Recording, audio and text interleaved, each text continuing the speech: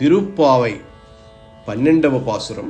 கனை தெளிம் கற்றெருமை கன்றுக்கிறங்கி நினைத்துமுலை வெளியே நின்று பால் சோரா நனைத்திலும் சேராக்கும் நற்செல்வன் தங்காய் பனித்தலை வீழ நின் வாசல் கடை பற்றி சினத்தினால் தென்னிலங்கை கோமான்றை செற்றா மனத்துக்கினியானை பாடுவும் நீவாய் திறவாய் இனித்தனெழுந்திராய் இதென்ன பேருரக்கம் அனைத்தில்லத்தாறு వరిందేలో రెంబావాయ్. ఓ ప్రియమైన గోపిక, ఇంకా నిద్రపోతున్నావా? చూడు, తెల్లారింది. ఉదయాన్నే ఆవులకు పాలు పితికేవారెవరూ లేరు. దూడలను ముందుగా విడిచేవారు కూడా లేరు. దీంతో పాలు చేపడం వల్ల పొదుగులు బరువెక్కిపోయి తమ దూడలు దూరంగా ఉన్నాయన్న బాధతో, వాటిపై ఉన్న వాత్సల్యంతో ఆ ఆవులు అరుచుకుంటూ తమ దూడలు పొదుగులో మూతిపెట్టినట్లు భావించుకుంటూ ఏకధారగా పాలు స్రవించడంతో ఇల్లంతా తడిసి తడిసి నాని బురదగా మారుతోంది. అంతటి గొప్ప పాడి సంపద ఉన్నవాని ముద్దుల చెల్లెలా, నీకోసమే నీ ఇంటి ముందు నిలబడి ఉన్నాం. మా తలలపై ఉదయపు మంచు ధారలుగా పడుతోంది. చలికి గడ్డకట్టిపోతున్నాం.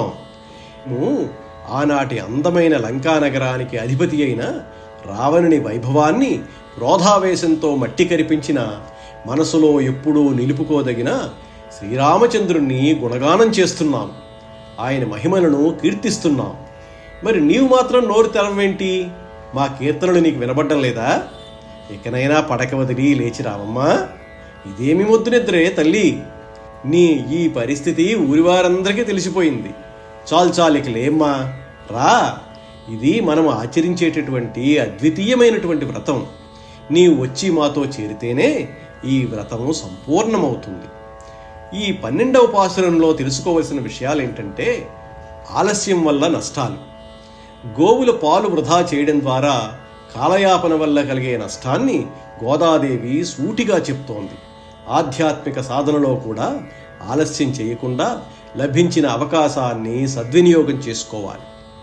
పాడి సంపద ప్రాముఖ్యత, గోపకుల జీవన విధానాన్ని, గోవుల ప్రాముఖ్యతను ఈ పాసురం తెలుపుతుంది.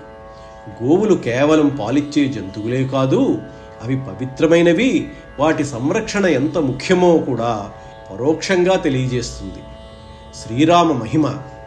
ఈ పాసురంలో శ్రీరామచంద్రమూర్తి ప్రస్తావన వస్తుంది.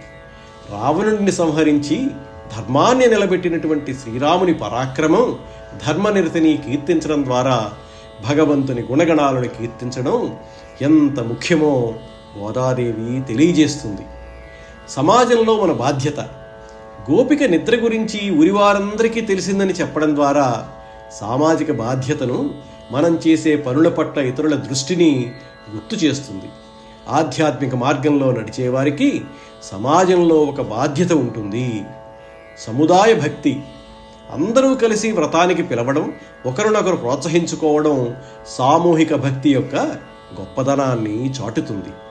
ఈ పాసురంలో మనలో ఉన్న అలసత్వాన్ని, బద్ధకాన్ని వీడి భగవత్ సేవకు వెంటనే సిద్ధం కావాలని, లభించిన ప్రతి అవకాశాన్ని సద్వినియోగం చేసుకోవాలని బోధిస్తుంది.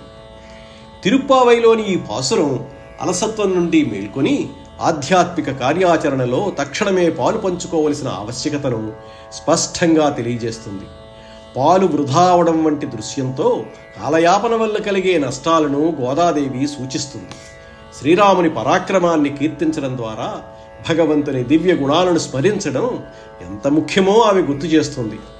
మన చుట్టూ ఉన్న సామాజిక, ఆధ్యాత్మిక వాతావరణాన్ని విస్మరించకుండా అందరితో కలిసి భగవంతుని సేవలో నిమగ్నం కావాలని ఈ పాసురం మనల్ని ప్రోత్సహిస్తుంది. నిద్ర వీడి మన కర్తవ్యాన్ని గుర్తించి ఈ పవిత్రమైన వ్రతంలో మన వంతు పాత్రని పోషిద్దాం. జై శ్రీమన్నారాయణ.